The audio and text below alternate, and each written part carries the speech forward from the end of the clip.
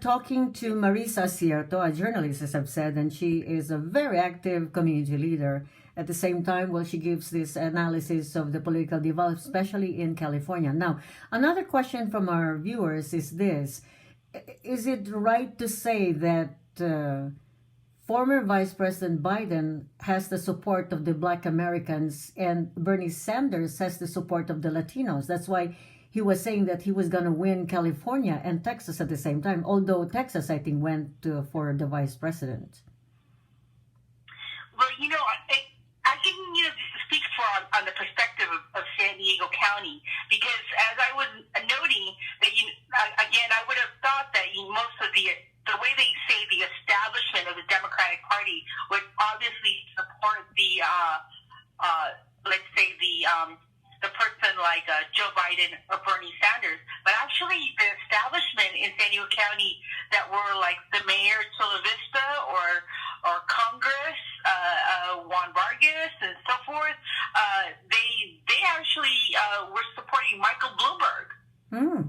So that that was an oddball thing that I would have thought that they would have voted for somebody that was more like already as a front runner in a sense, but no, they went for Michael Bloomberg, and so that's a little bit of an interesting subject there because at that point, the mailer came out. It came out to the independent voters, which is, basically the nonpartisan voters, and those mailers, of course, went out to so many in San Diego County, and yet still. I don't believe Michael Bloomberg even topped it in San Diego County. It was Sanders.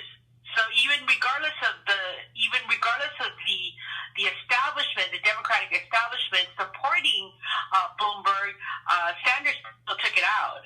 Mm-hmm. Very interesting. How do you see and what do you feel about the pulse of the voters in San Diego now that there's a lot of endorsements coming in for former Vice President Biden?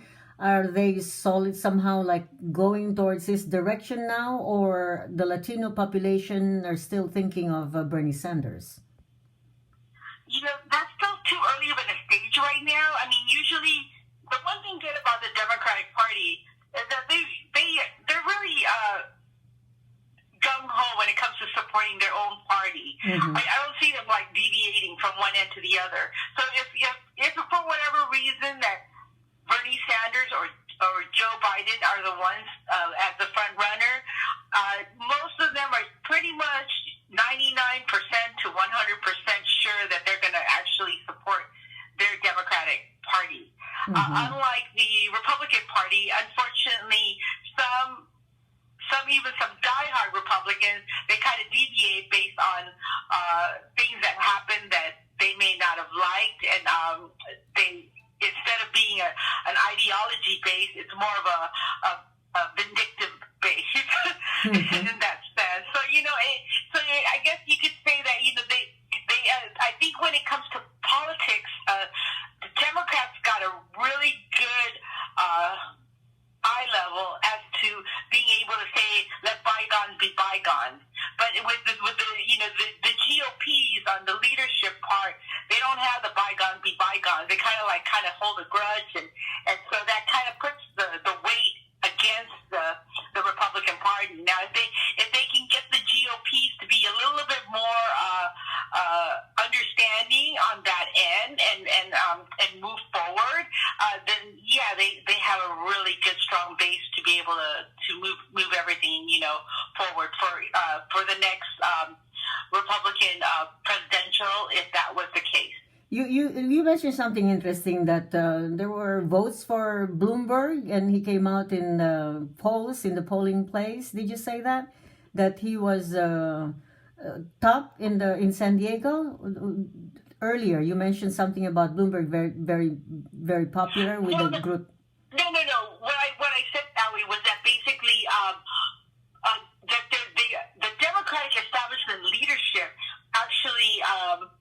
It was surprising that they were sending out endorsement on behalf of Bloomberg, mm-hmm. and they were sending out mailers sending out mailers like they key players in the San Diego Latinos actually Mm-hmm. that were out there supporting Bloomberg, and you would have thought that his numbers would have went up, Right. based on those things, because again, they are the Democratic establishment, they are public officials. I mean, from the mayor to the Congress to maybe the state senator and so forth. They got the clout, and for whatever reason, he didn't take it. Yeah. And Sanders didn't do that kind of measure. Basically, I didn't even see any kind of mailer out for him or Biden or anything like that. But yeah, Sanders took it out in San Diego County. Mm-hmm. Bloomberg has infused so much money, right? Thousands of dollars, and he's a billionaire, and everybody says now that you can't buy any position in, you cannot buy the presidency. However, in the beginning, he was said that he was in it to win it. But lo and behold, there was an announcement that he's withdrawing and that he's supporting Biden. Tell me, Marissa, what is the main issue? What is the main issue of concern in San Diego? They're going for Sanders. What is it about Sanders that they like? Well, if you talk to the young kids, especially college students, they really like Sanders. I think for whatever reason, he appeals to the youth voters, and I think that's why the youth voters are supposed to go out there to vote for him. But for whatever reason, it seems like it kind of like fizzed out for some reason or other. I don't know what happened somewhere down the line, but it wasn't the way it was in the beginning when he was running prior beforehand. Mm-hmm. And I thought that we would get more perspective on the younger voters who get really gung ho. And when I would ask a lot of younger voters, they just didn't have that enthusiasm, but they still wanted to support him. But it wasn't like the way it was before when he ran prior before in the other elections. Mm-hmm.